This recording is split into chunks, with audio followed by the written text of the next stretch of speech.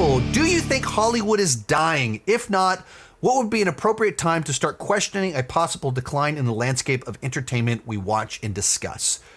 Well, I mean, it's a pretty broad question. Is Hollywood dying? That's very dramatic. Is Hollywood dramatically suffering in the 20s? Yes, it is. So the question is it dying? That's overstating things. Is it struggling to figure things out? Yes. And it's two things at the same time.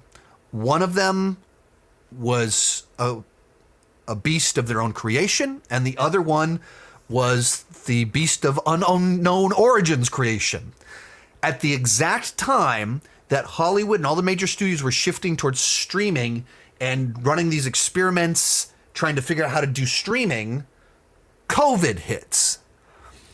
And so you had two gigantic disruptions to the market at the same time. And they haven't recovered since. They haven't figured out how to level things out ever since.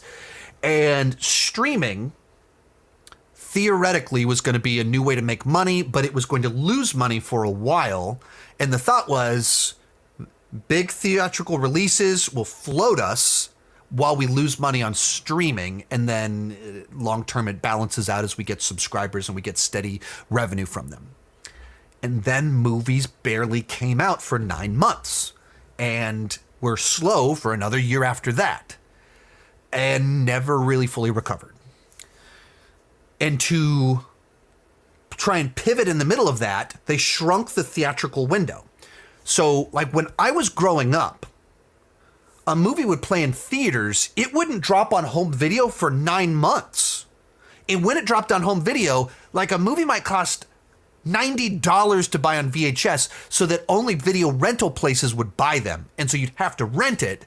And then 6 months after that, you could buy it at a normal price, which would be like $30 for a crappy VHS.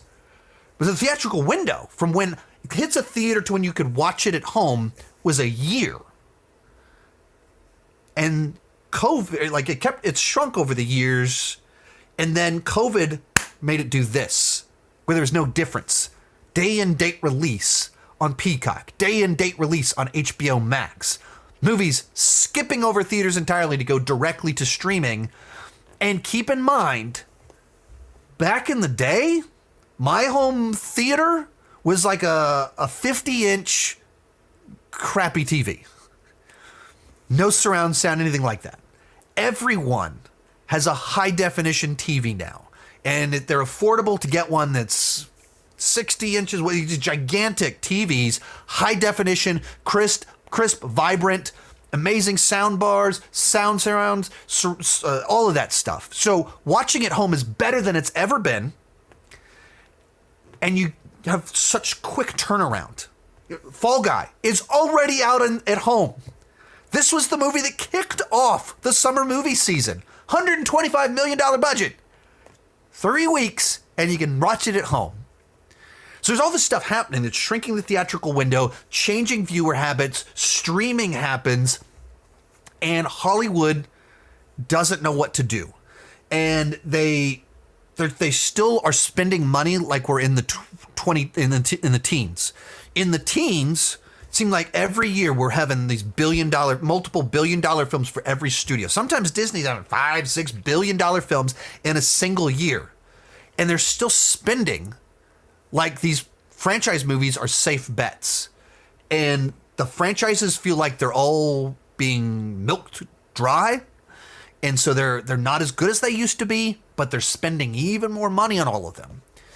So Hollywood needs to do a major recalibration and major adjustment. But between streaming and COVID all kind of like mashing together in the year 2020, Hollywood is a mess and they haven't figured it out. And then even adding to that, like the strikes from last year boiled down to streaming.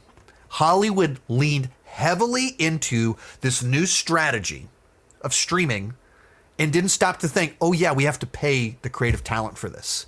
So you jump forward a few years, the strikes happen.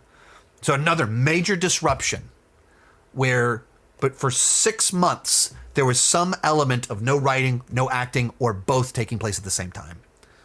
That is so much disruption in a 3-year window of time. Hollywood is very much struggling, and they haven't figured it out yet. Most of these clips are pulled from my Patreon live streams. I do about 6 live streams every single month. For $2 per month, $20 per year, you can get access to all the exclusive videos and live streams. For $5 per month, you get your name on my end card. At the top tier, you get a 30-minute video chat with me each month. The link down below in the description has more information.